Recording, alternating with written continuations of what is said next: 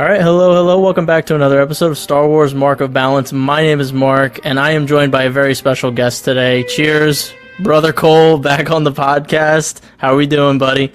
We are blessed to be back with the balance. With the balance, yeah. We are going to be doing a fun episode, a bit of a different thing than I'm usually doing here on the podcast. We're going to be doing a what if episode where I've brought some well thought out what if scenarios. Cole's brought some well thought out what if scenarios. We're going to run through them. We're going to get each other's takes on our scenarios. We're going to kind of bounce off ideas of where we think the story would go, maybe what we would change, maybe what we absolutely love about what the others bring into the table. And in the end, we might have some constructed stories where it starts out as a very small idea and we build it out into something grand. And I think this is just going to be a really fun back and forth episode. I know a lot of people love the what if concept, especially in Star Wars, because there's so many pivotal moments in this saga that we love. And there's so many different ways you could take these stories. So I'm really excited to jump into this. I know Cole is. He's been texting me all week. I'm pen to pad right now, brother. I'm quite literally writing on stone tablets. I just had to be sure.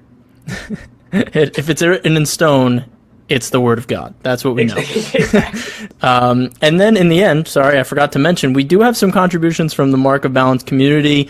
Cole does not know any of the scenarios we have, so these are going to be kind of off the rip first reaction to them. So I'm really excited, and I'm not going to waste any more time. We're going to jump right in. Cole, would you like to do the honors and give me your first what if scenario, and we'll see how it goes. All right, I'm going to give you my first what if scenario, and I just want you to tell me raw reaction, what you think of it. If you've thought of it before, type of deal, whatever. This is my show. Okay? Yes. So, what if Qui Gon lived? Yeah. Now, Mark, I have to ask you off the rip. Is that in your what if scenario? It is not. It is not in my what if scenario. So this is good. Okay. Cool. Very well. So, what do you think of it in general? The concept of it? Well, the duel of the fates, as we always say. You know, this was for the fate of Anakin, and if it went a different way, who knows where Anakin could have went? Would he have been on the straight path the entire time, or I don't know? Maybe Qui-Gon was a bit too in the weeds with the Chosen One prophecy, and maybe that would have steered him wrong. So I don't know. Let's see where you take it. So, what if Qui-Gon lived? It took me in a bunch of different directions. From essentially, I'd say acts 1 through 3. From episode 1, 2, 3, and then I feel like you can be a little bit more speculated from there. So that's kind of where I took my timeline essentially to break it up. And so, what if Qui-Gon lived? Overall, I think what would come from it is a more complete Jedi out of Anakin, and I think we'll see that as we kind of get there. All right. And I also think there's a big part of this that people won't consider. Is that Count Dooku is a huge variable now that Qui-Gon's alive. Because we look back of Tales of the Jedi, and Qui-Gon's what put him over the edge. He's like, I could have helped him. He was helping me. He was very reliable, pivotal for Count Dooku. And so I don't think he would turn if Qui-Gon lived. So I think that's a factor now for the prequel trilogy moving forward. Who's going to be on the Separatist side? Who's going to be the puppeteer for Sidious, right? Right. So where I think this would go, Qui-Gon lives. You could have Kenobi dying and have Anakin immediately shooting right up. I think Qui-Gon just best Maul before Obi-Wan gets through the red gates, right? Mm-hmm. He's running through. He's making the effort. He gets the participation trophy. Nothing taken away from you, and we're good. So Darth Maul still dies the same way, poetically, sliced in half. And now, with Qui-Gon still in the picture, Dooku doesn't turn now. So I think Sidious still is invested in Maul. I think he goes the route of find half Maul. He senses his hatred. He senses his life force, whatever. Right. It takes him to Dathomir. Mm-hmm. Now, Mother Talzin, they don't have beef yet because Dooku didn't invade yet. So now they are seeing each other as allies. So she's like, yeah, you know what? I'm going to bring Maul back together. I'm going to make him more powerful, more hateful. And on top of that, here's Savage Press. boom, there you go. Now you've got your apprentice and an acolyte, whatever. Like, however they want to incorporate that. Again, it's a what if. We're just having fun. We're just having fun. Let's just test boundaries a little bit. That's it. And again, if there's like a shot clock on this yacht, let me know. My bad. So they be a formidable adversary now, right? So, you know, Darth Maul is going to rule the Separatists. It's still going to be Grievous, it's still going to be the Clone Army, and Darth Maul is still going to be pulling the strings, but you're not going to see him as much as you saw Count Dooku as kind of being the face of it after Attack of the Clones type of deal. Right. So, you know, the Separatist leaders, they're still going to get their orders. Grievous, same thing. It's coming from, if he says Sidious or if he even says Maul and he's just a ghost, you know what I mean? But we know he's there. So what comes with this? Anakin would not fall victim to the Jedi way of thinking. So he would be more like Qui-Gon, which I would argue is more like he's Force-minded. Like, he is about the Force. He never really got... That's why he wasn't on the council, right? Because he was that master, but he didn't like the optics of what the council were pursuing, maybe, with the politics, I'd say. Sure. So with that, I think Qui-Gon's going to instill that in Anakin. And with Qui-Gon being more of a father figure than Obi-Wan's brother figure, where there was bickering type of deal, like, oh, come on, Obi-Wan's like, no, Anakin, seriously, get this done. Qui-Gon is not taking any back talk from 9-year-old Anakin. And I think he's going to be able to get that message across more clearly as well, too. It's going to resonate with Anakin more. So I think his emotions are more in check. Okay. So he's a little bit more tempered, stuff like that. He still has the bad habits that he brought in from having those attachments, but instead of dismissing them like Obi-Wan, Qui-Gon is able to expel them. Gotcha. he's got notes. He's got like He's got Joker notes written. Please, I must clean my monocle. So I think a big look through this trilogy, right? I think there's going to be a close knitness, call it, between Dooku, Qui-Gon, Kenobi, and Skywalker, because they're of the same line, and then right above them, Dooku is Yoda. I think Palpatine. So with that being said, Episode 2 still unfolds. You know, Anakin, Padme, whatever. Obviously, there's no Dooku Obi-Wan altercation, right? He just gets captured, and then the same theatrics unfold.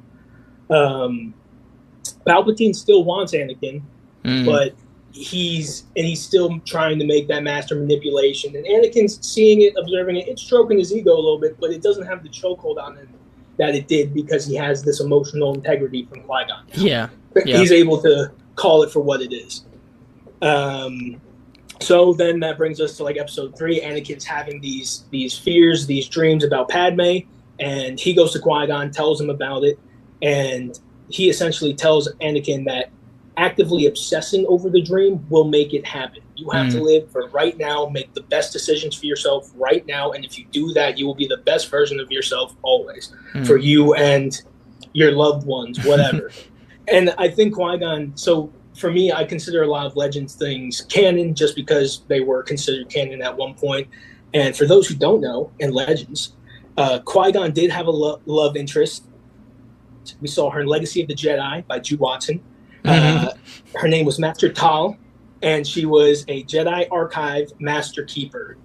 And they, promised their lives to each other. Long story short, she died. Obi-Wan met this person too, so it was pretty relevant, right? So I just think, with that being said, the reason why providing that context, I think he would empathize with Anakin and having a loved one, especially having one in the Order, let alone a senator. There's complexities there. Yeah.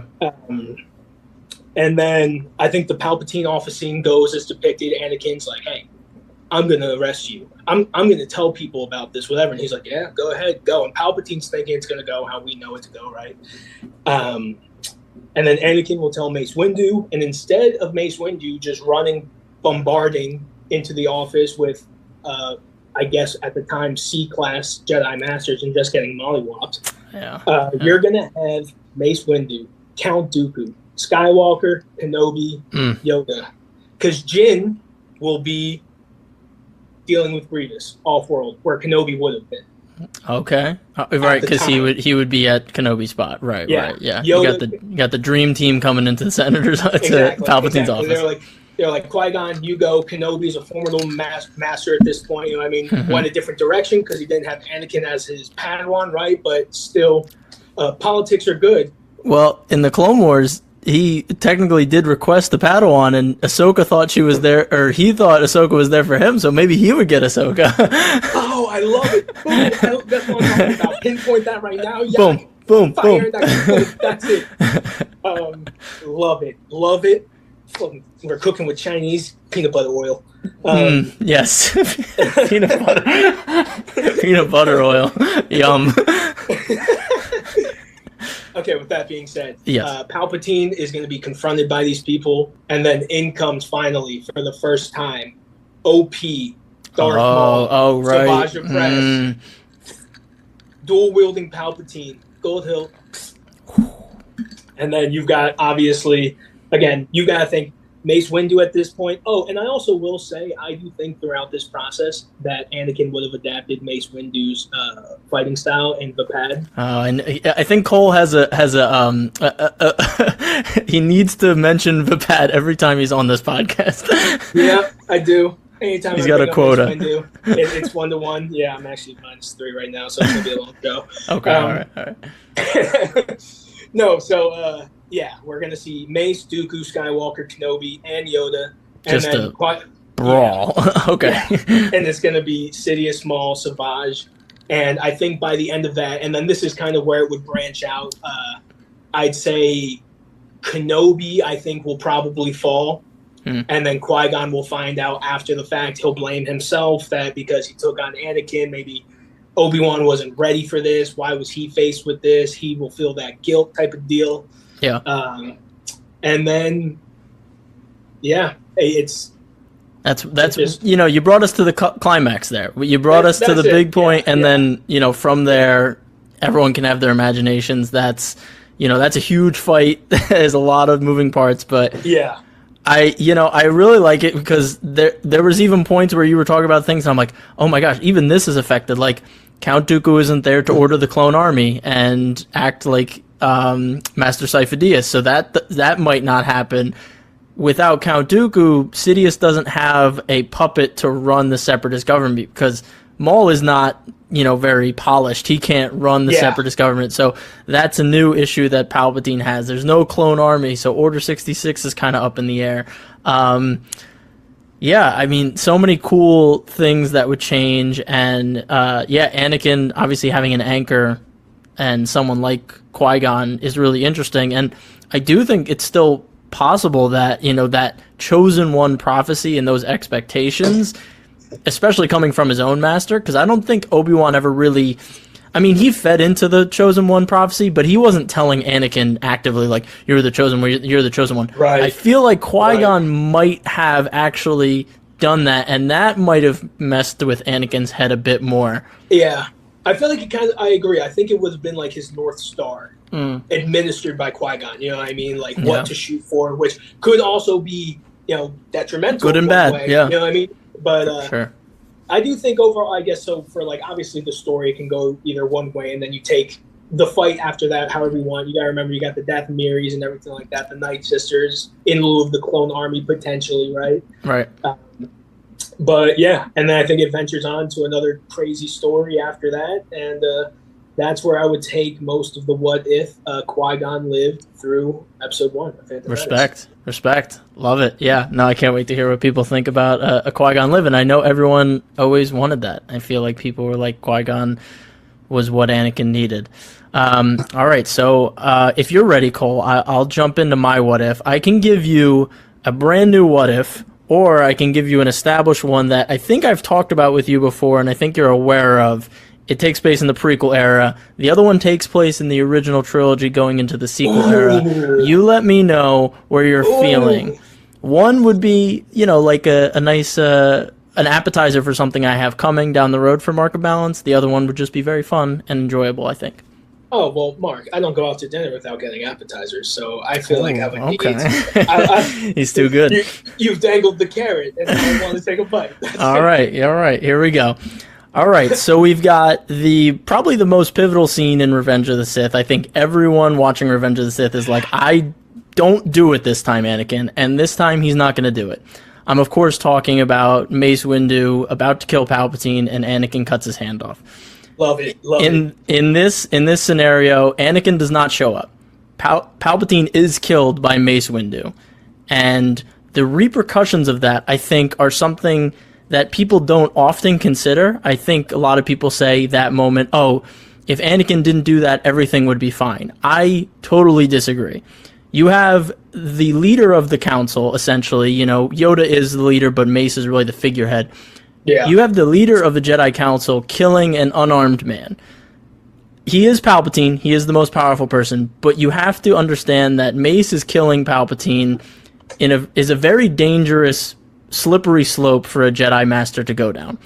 So we have this here. We have this conflict here of a Jedi Master killing Palpatine. And the best part is the people of the Republic don't know that Palpatine is this evil man. So now we have a Jedi Master killing the Chancellor of the Republic, and now the Jedi have to explain to the people, oh, he was a Sith Lord, and you already have anti-Jedi sentiment in the Republic. So now you have this conflict of the Jedi having to explain themselves to a Republic that doesn't really want to listen. That's one thing. Yeah. Second thing is Anakin regretting Palpatine dying. Anakin thinks Palpatine is his way to save Padme, and now Palpatine's gone. So Anakin in the moment thought he made the right decision, but now he's haunted by, well, how the hell am I going to save Padme now? We have this going on. Then the best part about like this scenario, which I really love, is that I can bring in Ahsoka and Captain Rex into the fold here and say, if Order 66 doesn't happen, Ahsoka comes back, and she comes back to just this turmoil on Coruscant. What is going on here? Anakin, what happened? And I think where I would really take this story, and I've written 6 episodes of this. I do want to make this a mini series on the podcast. I don't want to give up too much of the story, but I do want to deliver this to you guys as an appetizer, and my sister is helping edit it. It's going to be really cool. I'm really proud of it so far. But where I would take this story is we have the hubris of the Jedi coming full circle. You know, Mace has killed the Chancellor. He's killed Palpatine, which, you know, there's a little bit of pride. There's a little bit ego. Like, I just killed the most powerful dark side user in generations. There could be some ego there, and that could corrupt the Jedi Order. And what does that take the Jedi Order to? Do they want to step in and take over the Republic and say, we need to lead the Republic without a leader in place? That can change things a lot. We have Ahsoka coming back and saying, Anakin, what's going on? What's wrong? And Anakin having to try and say, oh, well, I don't want to tell her exactly what's going on, but she's going to figure it out anyway. So now Ahsoka's trying to bring him down. Obi-Wan's trying to bring him down. And he's sitting in this state of, did I do the right thing or did I not? And eventually we get to a point where, you know, Order 66 is still out there. It's looming. It's still something that could be used for good or for bad. I'll leave that up to interpretation because the Order is still out there to be used. The Jedi are maybe losing their way and becoming the government of the Republic. And then we have the Anakin piece. And I think there's a lot of ways the story goes. I'm really excited to keep working on it. It's been a while since I jumped back in, but that's the little teaser. That's the little appetizer. Cole, what do you got for me? Well, dude, I like it a lot because it's definitely a perspective of Star Wars that, so like for me, I don't have a single, just a little peep show for you. These are all what ifs. Oh my god! So many. For those of you not tuning in live with us here, it's about 11. There's so many bullet points. But with that being said, not one is about the aftermath of the killing of Palpatine, because you always see the memes where, you know, Mace kills Palpatine because Anakin listens, and then it just cuts to credits, and that's it. Like, you know, directed by George Lucas. Yeah. Whatever. But that's a good point, dude. That's a really, really good point. And what would become of Mace afterwards? Because again, like all jokes aside, with that him killing an unarmed man, because I assume that Palpatine, even if he was bested, because it's argued as well too that Palpatine let him be bested because he knew Anakin was coming. If Anakin wasn't coming, would Palpatine not just go 100% on him? Mm-hmm. And if he does, you know, does Mace take down the unarmed man? Yeah, that's I really like that a lot because, like I said, it's the politics of Star Wars you don't get to see up front. Yes, yeah. It'll definitely be that a lot of inner workings, politics, changing the Jedi. But yeah, no, I'm glad you liked it. The oh, go ahead. And also too, the people of the Republic, they come out and they say, yeah, he was a Sith Lord, and then the guy's like, okay, whatever, like the politics, like that's a religion to them. That's they don't see a difference. Yes, so correct. Bro, you killed this guy because he disagreed with you? I mean, that's, again, super shallow way of looking at it. But for people who don't know about the Jedi, even as prominent as they are right now, it's how it unfolds is entirely different. And the turmoil with Anakin, and then where does that take him and Padme? Stay tuned. Stay tuned. Hey. I promise I'll get back to work. Sorry. But... I forgot. Again, you said appetizer, and I was licking the plate. So. No worries. All right, Cole, back to you. Okay. Let's hear the next one. All right, Mark. I'll ask you. Do you want another prequel trilogy one, or do you want a original trilogy? I have none for the sequel trilogy. No. I want original. We went back to back prequel. Let's give the original some love. Okay. So I'm gonna come at you with one. Oh, I really like for the original, but I think that your input on it would help make a better story. So if you'd like to tag team this idea, I challenge you. I would love to tag team with you, Cole. Thank you. Anyway, that being said, the beginning of Star Wars for arguably everyone is, what if Leia was the one who went to Tatooine? And what if Senator Organa was like, I really want a boy of my own. Like, takes Luke. Interesting. Okay, yeah. And then Leia's the one who goes, because I was thinking about it, for whatever reason, I was convincing myself, but just because probably the optics of Leia throughout the entire saga, like, I didn't consider Aunt Beru and Uncle Owen Leia's family as well, even though they are. I mean, I just didn't think of it like that. So she's the one who goes with them, raised all the same way. She's very much her father's daughter. She wants to raise. She wants to go to the academy, whatever. She's unorthodox for a girl, so it even looks more so out of place than normal. That's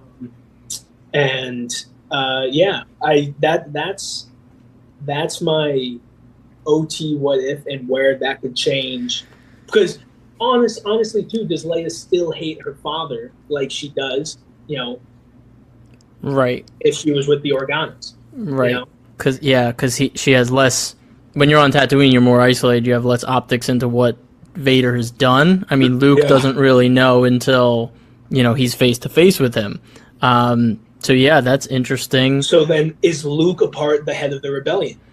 I don't think so. I don't think Luke has that bone in him. So you're right. So where does Luke fit into this?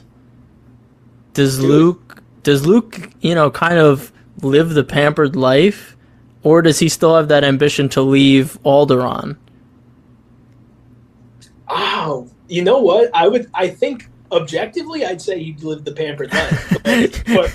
But for theatrics, let's just say he's got that dog in him, and he's like, I want to get out of here. I'd say even if he joins the rebellion, I don't see him having because Leia was... She was a senator. She was a senator. Yeah, so... He would not be a senator. Luke would not be a senator. Yeah, no. Because I'm thinking, if I'm being honest, I see Luke as the rich boy who tries to be Andor. Okay. Yeah. Okay. All right. I see him coming from a lot, but trying to prove himself by, because Andor, he comes from the background that warrants that nitty gritty kind of. Sure. You know what I mean? Like that work. He's put the hard life type of deal. Whereas Luke's coming from polished nail.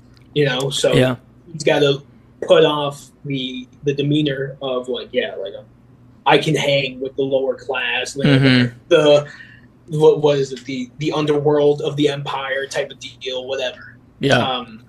But yeah, definitely not a senator. So then he has no pull whatsoever to help the rebellion. So then he wouldn't have the plans. Yeah, he wouldn't. Well, we have to get droids. Oh, so go ahead. Go ahead. Go ahead. The droids. The plans still get sent to Tatooine. R2 still makes it to Tatooine, right? So I guess we have to ask because it has to be another crucial figure. I mean, listen, we have all of our current knowledge. It's not like we're going in 1978 where Ahsoka Tano doesn't exist. But also, she wouldn't be the one getting the plans because that's Vader. So then that would lead to just a ship-ending conflict. So who gets the plans? Who gets the plans? I mean, I like this Ahsoka thing. She was Fulcrum. I mean, we know she would be in that realm. We don't have a lot of visibility into what she's doing between 3 and 4. I mean, we know she shows up in Rebels, but that's about, what was that, 10 years after? I forget the exact timeline, but it's a little bit into the Empire's reign. She could be there. Agent Callus, it's Callus. Callus gets the plan. Callus gets the plans. He's the hero. 5 seconds away from saying the Bad Batch did one batch or something. You know what I mean? Like it's it's a reach, but it's out there. But this is what we're talking about. The letters are out there. So, all right. So Agent Callus sends R2. He's like, "Hey droid, that suddenly trust me now. You're gonna go here." Goes to Tatooine, and but then there's. Who cares about Agent Callus on the ship? We didn't have to do Agent Callus.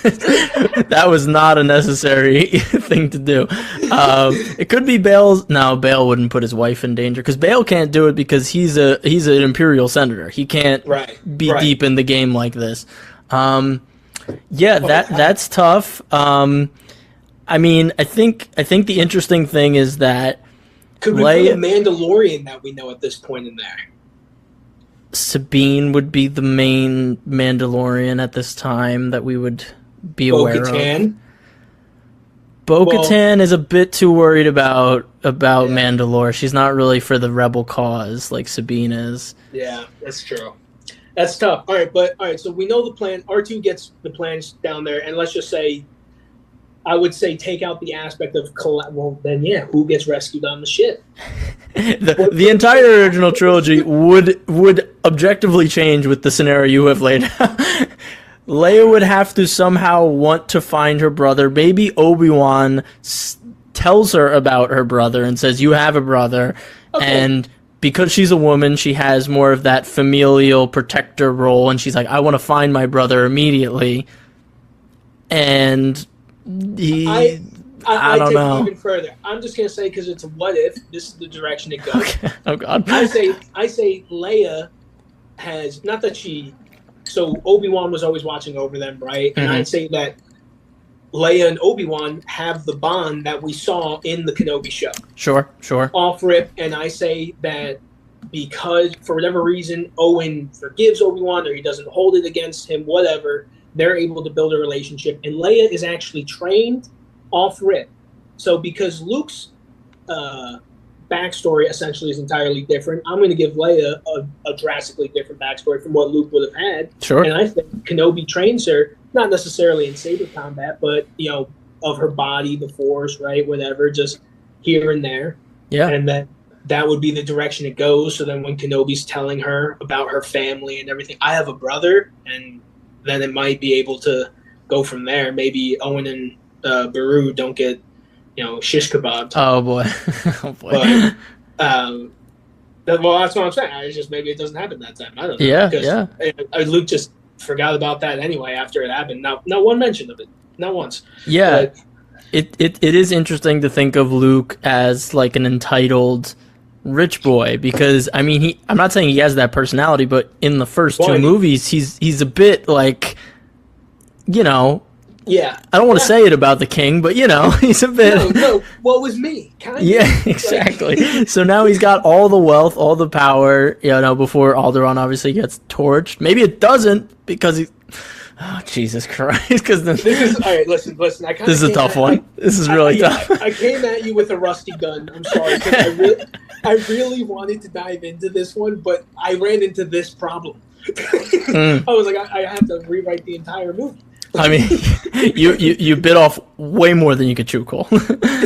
And then I brought you in to make it look like it was your fault. Yeah, and now I'm drowning too. We're both in the Titanic. There was no room on the door. What the hell, Well, Jack? Mark, the silver lining in this go about is that's going to be incredibly easy for you to follow. So go ahead and hit me with it.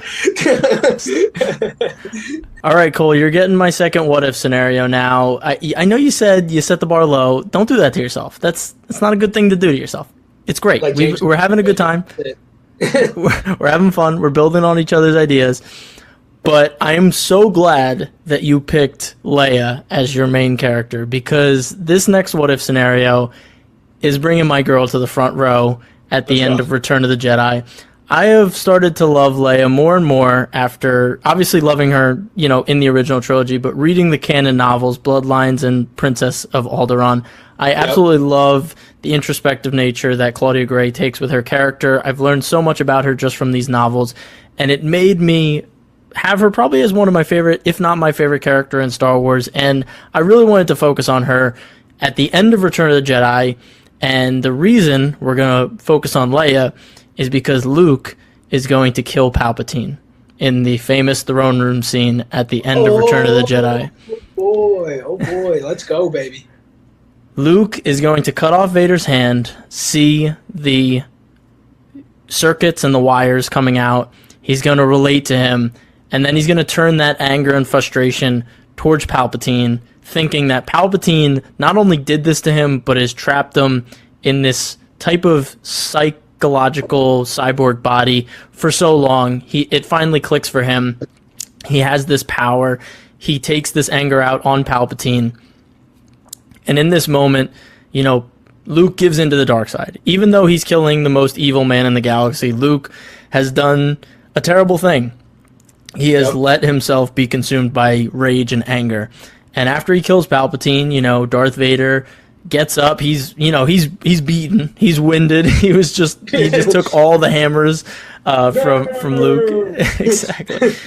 And he comes over, he's like, you've done well, my son. And Luke shuts him down. I mean, Luke is now on the dark side here. He is a different Luke. He tells him, shut up. You've done terrible things. You took my hand. You let this man manipulate you. No more of that. And Luke is going to essentially take this moment to look at Vader and say, it's time for you to tell me about my mother. In this moment, I think Luke, in passion and rage, and a place of power, is going to supersede Darth Vader. I think a lot of people think, like Darth Vader would maybe become the master and Luke would become the apprentice, but I think Luke immediately jumps to the master role here and puts Darth Vader in another mental prison. Vader is a weak character mentally. I mean, he's been in a mental prison for so long. And I think Luke immediately says, no, you're going to do what I want to do. They're obviously going to escape the Death Star, too, before it gets destroyed by the rebels. And Luke's really going to want to know about his mother. I think the reason I took it in this direction is because Luke is very family-oriented, obviously with Leia, and then with Darth Vader. He keeps trying to tap into him being his father. And I think, the last piece of that family is his mother. And I think Darth Vader is going to try and suppress that and be like, no, I don't. That's a different life. That was Anakin. And I think Luke's going to not torture him, but almost interrogate him and impose his will upon him and be like, no, you're going to tell me about my mother. And I think in this moment when Luke does kill Palpatine, I feel Leia will get a feeling, get something's off, something changed, and her connection to Luke will change, like it did, at the end of Empire Strikes Back. She senses Luke. I think at the end of Return of Jedi, she'll sense Luke is changed here, and Luke, when someone goes to the dark side, they still have those passions, they still have those that love for the people that are close to them, and I think Luke will reach out to Leia and be like, hey, I have Vader, and he's gonna tell us about our mother. We're going to Naboo now. Meet us on Naboo. And Leia's gonna kind of be like all over the place. And I think that in this moment, Leia's not gonna really trust what Luke is saying. And I feel like she might get communed with from Obi-Wan, a Force ghost. I think Obi-Wan will come to her and explain, like, I think Luke has changed. I'm sure you've sensed it, and I think that'll be very interesting. That, you know, Leia is now thrust into this role that she never wanted. I know we see in Rise of Skywalker, which, for everything it's done wrong, I think it was cool to see Leia potentially training as a Jedi. You're nodding, yeah. So that really got me interested in this prospect. She's always been reluctant, but she's always put her duty before herself. So if she has to train to save Luke, she'll do it because it's for the good of the galaxy. She's always put the galaxy first before herself. And I haven't gotten too far with the story, but I think the ultimate goal of the story is that Leia would go to Naboo. She would see that Luke is a different person. She would see that Luke is, I don't want to say treating Vader badly, because that sounds stupid, but she sees him treating Vader in a dark side evil way, and she tries to reach out to him, and she hates Vader. I mean, we know this. We know she rejects him as his father, as her father, and I think the interesting part here is that Luke is going to, you know, go on this quest to not only maybe commune with his mom in Padme in a different way. You know, I think reincarnation would be stupid, something like that, but I think trying to commune with her in unnatural ways using Palpatine's research, maybe Vader has access to it. I think that's going to be his pursuit in this next story, and Leia's going to try and bring him back and say, like, she's gone, we have to move forward with our lives. And I think the interesting thing is that she's going to have to use Vader.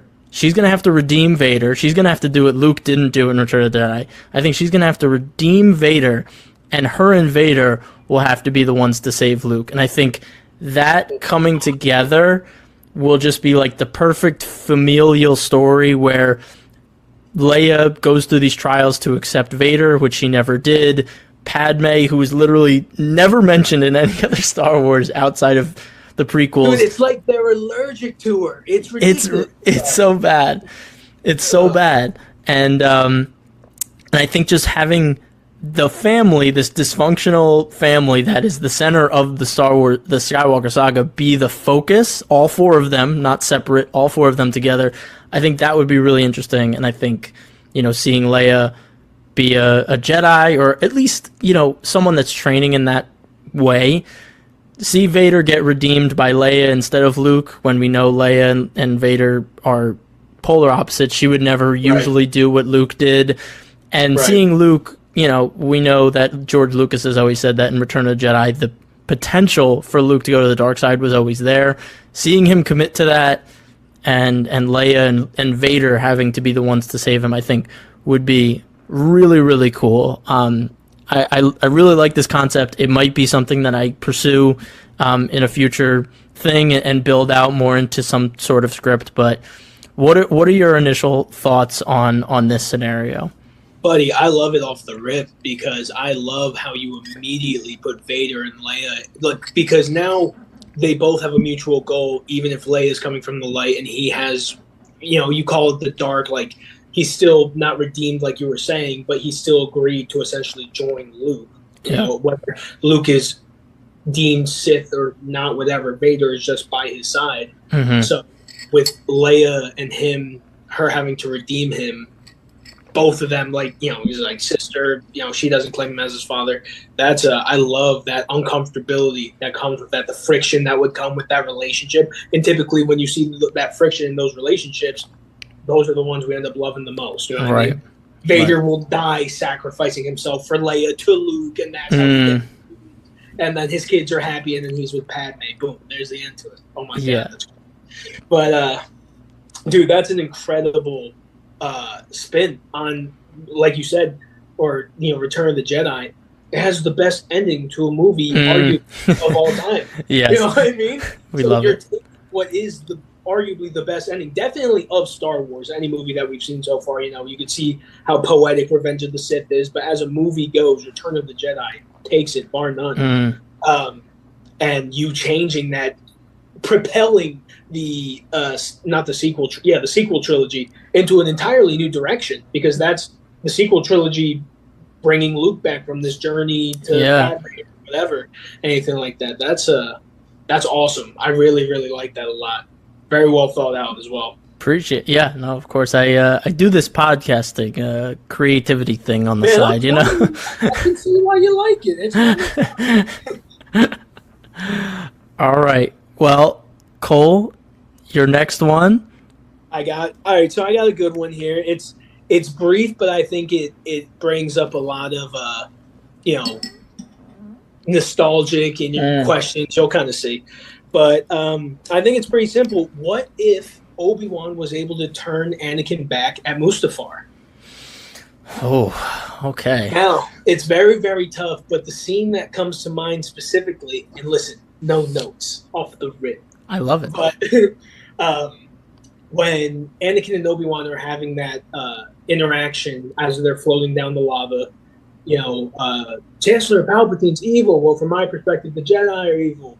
And for that half second, when Obi-Wan has Anakin talking, they're not fighting anymore. He's got him talking. He's got him not anchored down. He immediately says, well, then you are lost. Like, he caves into his frustration, he's impatient. And he terminates the communication. If Anakin would have given into it, Obi-Wan wouldn't have had the residual feeling riding on him of, could I have convinced him or could I have done anything like that? But in this scenario, I say that instead of, well, you are lost, whatever, it's what has Palpatine done for you? Like, what has he done for you to do this? Like, he just starts asking him, tells him about Padme. And I think that the conversation at least warrants, they hop off the lava. Like, there is no high ground scenario here. They're talking. They agree to get off. They're at a stalemate, right? Mm-hmm, yeah. They're on whatever rough patch where they had that scene on, would not be remembered. And Anakin has this internal turmoil. He's, I don't know who I am anymore, master type of deal. Yeah. And right now, this chance of, because we saw Anakin got turned, 40 years into being Darth Vader. If anything, this is the most new to Darth Vader he is. Any attempt should be made now for him to be turned back. He has the internal conflict. He was just crying in the scene prior about what he had just done to the Separatists and everything like that, and the younglings. So Obi-Wan recognizes this. He uses his training from Qui-Gon. He takes a page from Qui-Gon's book type of deal, and he uses his patience. And Anakin has this internal turmoil. Obi-Wan tells him, you're still that kid that Qui-Gon came to pick up on Tatooine. You're still my Padawan, my stubborn Padawan. You're still the chosen one, the one that's supposed to bring balance, this, that, whatever, blah, blah, blah. And it comes to a point where it's like, Obi-Wan is accepting, we will get through this together. I will succumb to whatever you succumb to because I have failed you. He still has that feeling. So as they're walking up, Padme, that's what breaks it up. And now at this point, while they've simmered down, they're like, listen, Padme's pregnant. Like, let's both go get her. And as they run up, Padme's there to greet them. They're coming to grips with the situation at hand. Obi-Wan sees what Anakin has. It's not taken away from him. Anakin's having the realization that maybe this isn't what I thought it was going to be. Maybe it really was just the dark side clouding my mind, and it's really prosperous and everything like that. And he goes to turn and grab his old master as Force lightning takes him straight across the lava. Excuse me? Because at this point in time, who was on the way to get Lord Vader after he had got chopped down? Oh my gosh, Palpatine, yeah. Palpatine is on the way. And as they're having this moment of joyous come together, Palpatine's like, thwip Kenobi, and Force lightnings him from far out. He's charged, he's off to the side, whatever. That leaves Padme, Anakin, Anakin stepping in front of his pregnant wife, and then the clone troopers, Palpatine coming up. Stupid boy. Taking every opportunity. Now you will die like the rest of them. It's essentially what he would say to him. And, and then a fight would ensue from there. And the direction of that fight could be argued one way or another because now Anakin, his dark side is tapping into Kenobi, probably dead at this point in time. So he charges Palpatine with all his might, seeing nothing but red. He's got the crimson eyes. He is full dark. He is Darth Vader right now, taking on Darth Sidious. And then, the clones surround Padme. And I think it probably gets to the point where one of them stuns her. And then it's a matter of Anakin, just a twist of his hands, and all the clones snap. Right, yeah. Or stunned, whatever. They're out. Padme's stunned on the ground, but at least no one's suppressing her, right? Yeah. And I think it comes to blows, Palpatine and Vader. And which a point I would say that I think Vader, this is where it can go, dove into more, but I think Vader does come out on top, not unscathed. I think Palpatine allows his ego to get the best of him. I think we see something along the lines of, he disarms Anakin, immobilizes him, whether it's takes off his saber arm and stabs him through the leg or something. Like Anakin's on the ground type of deal. And Kenobi opens up creates an opening for him to do something. I think Kenobi finally falls at the hands of Palpatine, and that's what sends Anakin through his dark side, kills Palpatine then, and then the story goes in an entirely different direction of the Skywalker kids being raised by a confused, turmoiled Anakin, Padme. What direction do they go in? Do they get trained type of deal, whatever? What becomes of the Empire? Yeah. Palpatine's always got a plan. Palpatine always has a plan. He's coming back. Yeah. Yeah, we don't know what he has going on. I think in that case, Palpatine would be fine killing Padme in that moment. I feel like Palpatine would just be well, if Anakin's not going to be useful, I'll just find someone else. So Padme isn't a bargaining chip anymore. Take her out, and then that gets Anakin even angrier. Yeah. But then if he kills Palpatine, it's he's got nothing left. Where does Anakin go at that point? Yeah, I don't know. The one person who would have redeemed him, and that's if Obi-Wan's not charred to a crisp. You know what I mean? Yeah, exactly. So if he's the one person who would have redeemed him, he's going to go to Yoda and be like, I know Mace Windu is flat on the ground, but Obi-Wan said I could come back. I promise. Right. Yeah, he's on Mustafar. Where were you? On Mustafar. What were you doing? Fighting him on Mustafar. It's there's no redeeming qualities. But could go in a various of different directions. Yeah. Again, I do think that moment in that fight is, to me, the last opening Obi-Wan had, and the best chance he had to get through to Anakin, even if he didn't break through to him all the way, but to bring the fight down. And then I had another one on there where what if Vader didn't burn? What if Vader won type of deal and he had his full body? Maybe he didn't go full PlayStation 2 betrayal Palpatine at the end of the game, for the OGs. Yes. But I do think that would then lead, and again, as a branch-off timeline, that would lead to Anakin. Padme would live because Anakin would have bested his master, however that comes to be. He's not burned. Palpatine, I don't know if Padme fights the resistance to go. If she goes into labor, they induce her into labor. The kids come out, but Anakin's in possession of them now, so it's not like Padme's going to leave with them. Yeah. And It's always interesting to see what Anakin would do if Palpatine died in that moment, because Anakin was never in the pursuit of power or controlling the Empire. Even as Darth Vader, he never wanted to do that. So it's what would his motivation be at that point? And that's always the interesting question. Yeah. If Padme lived, and if she died, then it's what? I don't even know what Anakin would want at that point. Maybe bring her back. Fun, just a little shout out to Lynn. Shout out to Lynn. She had a fun one in there. I was like, you normie, what would you want to see as a what if scenario? And she said, what if Padme lived to tell Anakin about the kids if they got separated?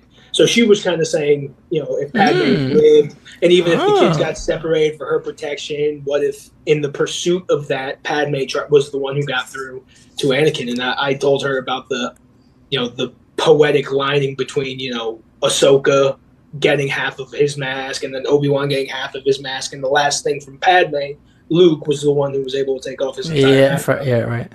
I was like, the idea is there. Like, I like it. I like where you're at. That's good. No, I mean, shout out to Linda. That's a good idea. Yeah, like if Padme survives childbirth and is able to get through to Anakin, that's really cool. I do have another what if scenario, but I do want to build off because we did have someone submit a what if about Anakin at the end of Revenge of the Sith, the video game PS2. Lovely. Like, Lovely. is Mr. Kyle Henderson, one of our other best friends. He said, what would happen if that scenario came true? Like, Anakin kills Obi-Wan. The high ground does not work. He overjumps, kills him, and then Palpatine. He goes up to Palpatine, kills Palpatine. He's like, "It's mine." For me, I'm gonna be the stickler and the boring guy here. I don't see where that goes because Anakin, like I said, does not have that ambition to lead the Empire. And also, if he kills Palpatine, then where is the motivation to save Leia? Or save Padme at that point? Yeah. I don't know where that goes without Palpatine there, with Obi-Wan gone, with Anakin just kind of in this area of being the Emperor at that point. I just don't see that where that goes. I do love that game gave you the option to do like the dark side ending. I just don't know where that would go. Do you have any thoughts on that ending? So if Palpatine specifically does die, if Anakin kills Obi-Wan and then kills Palpatine and says, the Empire is mine now, or something like that, like at the end of the Revenge of the Sith game, I would, if I had to take that in a direction, I would say that Anakin. So he's the Emperor, and then Padme is the Empress, and she immediately, I'm going to say, she sees it immediately as, my husband is dead, I have to essentially live this life, and she's going to be the head of the rebellion. That is this, like, the seed planted, whatever. She plays with the long game. You know what I mean? She is, like whether she's... It's like she's a rat on the inside. Like, not rat, like, but she's on the inside, but playing both sides. Yeah, she's openly, I'm gonna say disgusted with Anakin. Like, Anakin, why are you doing this? Because I have to. Like, it takes one rebuttal and she shuts up. Cool. Like, she'll put the effort out there to be like, maybe this will stick, but then she's like, okay, business as usual, inside rebellion type of deal. While this is going on, Luke and Leia are being trained. So I think while this is going, Padme is essentially preparing the rebellion for the threats that they're facing in her house. Now, I think the kids are torn in this story. I think Leia is closer to Daddy, so I think she's a dark side user. I think she's more passionate than Luke. I think she's temperamental. Fair. Okay, fair. I think Luke, based off the characteristics that we've seen, is a mama's boy. So Padme is able to get through to him a little bit. When Vader, punches him a little too close to the eye that night, she's milking him back to health type of deal. It's not just the back to tank. And I do think that it ends up being eventually splits off. Leia is the apprentice to Darth Vader. Whoa. Luke goes off with Padme to lead the rebellion and whatnot. And we see the craziest war amongst families since the House of the Dragons. I dig it, Cole. I like where you took that. I like the inner politics of playing both sides. I like the kids divided. I dig it. I mean, I didn't have anything, but I mean, that was way better. I was like, I don't know where it would go, but I did. Take your vitamins, kids. It's all about the supplements. All right. This thing called AG1. Oh Jesus, Joe Rogan, relax. It's not an ad. No, I wish I was sponsored. So we'll go to my final what if, which I think you'll like. Beautiful. I think you'll like. Again, it involves Qui-Gon, but in a very different way. So my what if is, what if Obi-Wan lives with Satine? He leaves the Jedi Order to go. Is that in your list? It's on the list. Yes. Come on. All right, we're doing it. Go for it, buddy. All right. So Obi-Wan flat out says it in the Clone Wars. He says, if you had told me, I would have left the Jedi Order. Let's do that scenario. Obi-Wan leaves the Jedi Order. This is before Phantom Menace. We know that it was on a mission. Okay. Before Phantom Menace with Qui-Gon, they were tasked with defending Satine. He leaves. Qui-Gon moves on, obviously. Obi-Wan has this relatively quiet life with Satine on Mandalore. They have kids, blah, blah, blah. But the rest of the galaxy is moving on. Obi-Wan isn't there to kill Maul. So Qui-Gon Jinn dies. Maul is remaining Palpatine's apprentice. He kills a Jedi Master. He survives. He moves on. Count Dooku. I love that you started with the Count Dooku thing because I was there too. Count Dooku is the one that told Qui-Gon about the Chosen One prophecies, about the prophecies from the past. If you guys want to learn more about it, read the book Master and Apprentice. It's canon. It's fantastic. So Count Dooku is very aware of the Chosen One prophecy. And we know Count Dooku and Qui-Gon have had conversations. They've talked. I know that the timeline is a bit tight there where Qui-Gon probably didn't tell Count Dooku about the Chosen One prophecy. I don't think. But the fact that Anakin was found, I feel like Anakin, if Qui-Gon isn't there to advocate on his behalf, Anakin wouldn't be accepted into the Jedi Order. But Count Dooku would be there to scoop him up. Oh. Count Dooku would know this is the Chosen One child. Qui-Gon died. This is the one. I'm going to carry on Qui-Gon's legacy. You have something to say? Or are you just reacting? No, I'm sorry. I'm reacting. I'm loving what you're saying. I do have one question. Yes. Is he under Palpatine's wing right now, or is he a Jedi? No, I think at this point, Count Dooku is in the middle. I don't think he's following Palpatine because Palpatine doesn't lose Maul. Maul is still there. So Maul is still there, so Palpatine doesn't need a new apprentice. Count Dooku is not exactly full Jedi because he doesn't agree with what's going on, but he sees Anakin as an opportunity. He says, this is the Chosen One, but we're not going to follow the Jedi dogma. We're going to leave the Jedi. So Count Dooku scoops Anakin up. Anakin is obviously a slave on Coruscant. He's got nothing else. He's not joining the Jedi Order. Count Dooku takes Anakin in. So that's going on. Palpatine has Maul. That's going on. We have the Republic going on. Blah, blah, blah. Where I think this story is interesting is that Count Dooku has a vision for the Republic, for the galaxy. It is at odds with the Jedi, and Palpatine is also another figure. So I think it's a three-headed monster. We've got the Republic and the Jedi Council. We've got Palpatine and his plans, and we have Count Dooku and Anakin, all three different things. So where I think the story gets interesting is that Count Dooku obviously needs to have some sort of an army, some sort of a faction. So he has his separatists. He's good at playing the politics game. And I think he sees Mandalore as a powerful ally and a potential army for him to use in whatever goals he wants to pursue. And who does he send to Mandalore to start this negotiation? Not even negotiation. Maybe it's a aggressive takeover. His young ward, Anakin. Anakin shows up to Mandalore with Count Dooku's faction, whatever Count Dooku has amassed in his army. He shows up to Mandalore. Mandalore has to defend themselves. And who is the prime target of Anakin? The leader of Mandalore. And who would be defending the leader of Mandalore with his most deep-seated training from the Jedi Order that he left? Mr. Obi-Wan Kenobi. Oh. And so we have a showdown between Obi-Wan and Anakin, who went on two separate paths and who never met each other, but they realize that Qui-Gon connects them both.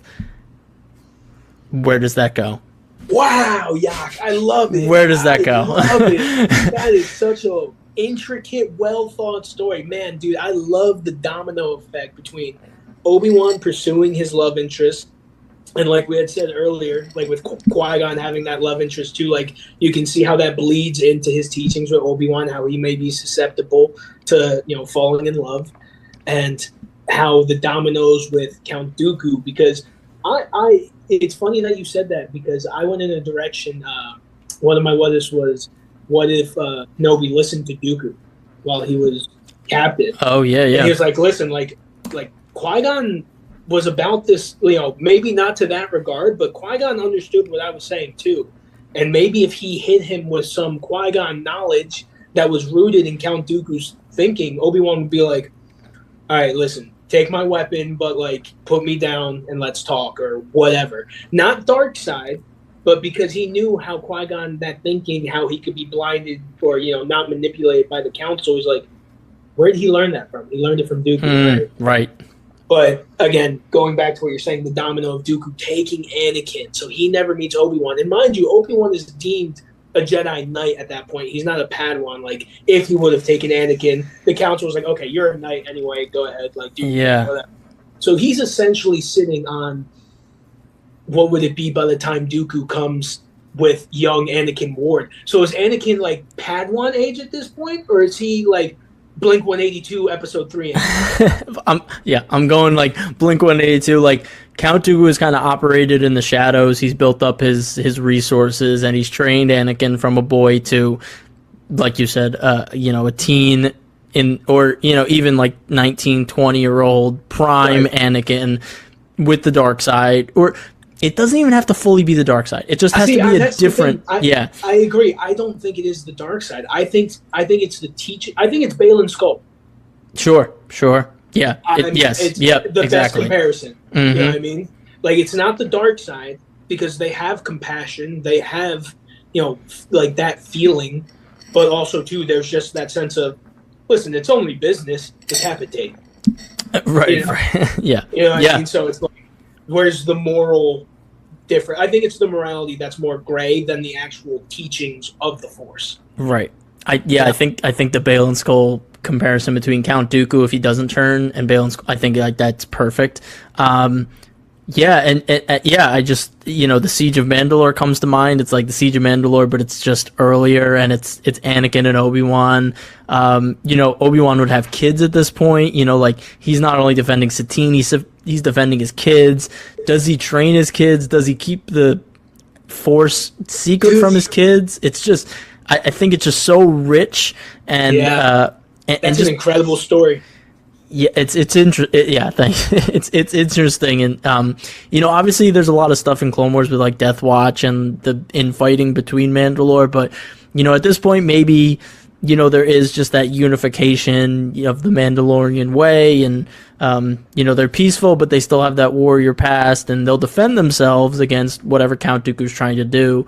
But yeah, it's interesting. I think Palpatine doesn't have as much power because, like I said earlier, when you brought up Count Dooku and Qui-Gon, I love that you went that way because I was like, oh, this is perfect for my what if. Count Dooku was the perfect person to lead the Separatists, but if he's not there, Palpatine needs to kind of scrounge up different ways to kind of pull together an opposing force to the Republic, and I think that makes the three different factions live in harmony. I just want to, prelude your what if a little bit. Please do. So Maul fails, right? I mean, so at this point in time, so at the beginning of episode 1, we know, technically speaking, that Darth Plagueis is alive.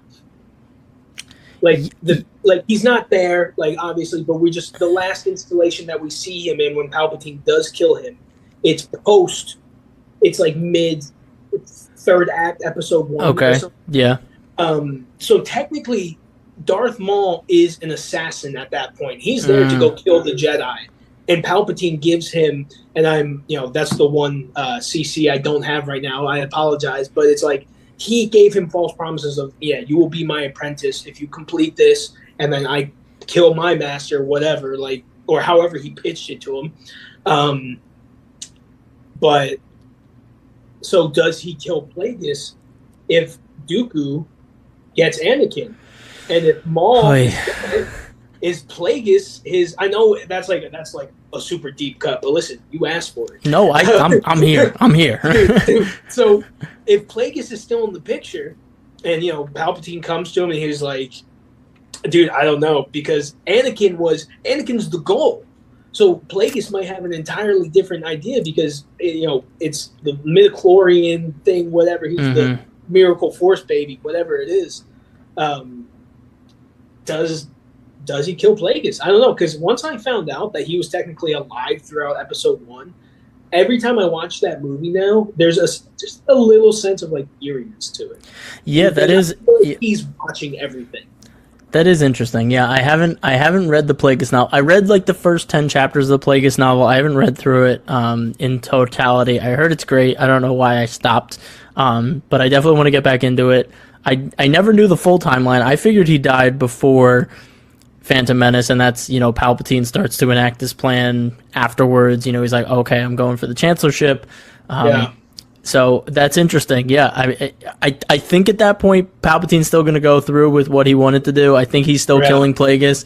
But I always think I would love to see the Acolyte tackle Plagueis when it comes out in a month. We don't have to get too deep into that. But if they don't, what are we doing? Are we also not going to see Yoda? Like, come on. We're definitely seeing Yoda. I mean, we're definitely seeing Yoda. I'm just saying. We're definitely seeing Yoda. Neither here nor there. What if they don't show Yoda?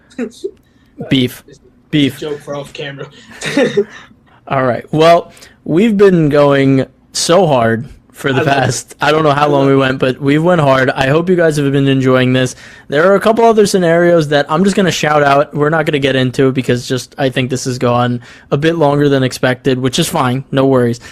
Some other scenarios that people mentioned: Ahsoka training and raising Luke and Leia. I think that's very interesting. My sister brought that up. She's always been an advocate for that. I think it makes a lot of sense. We still don't know what Ahsoka's done, like, in this time period that much.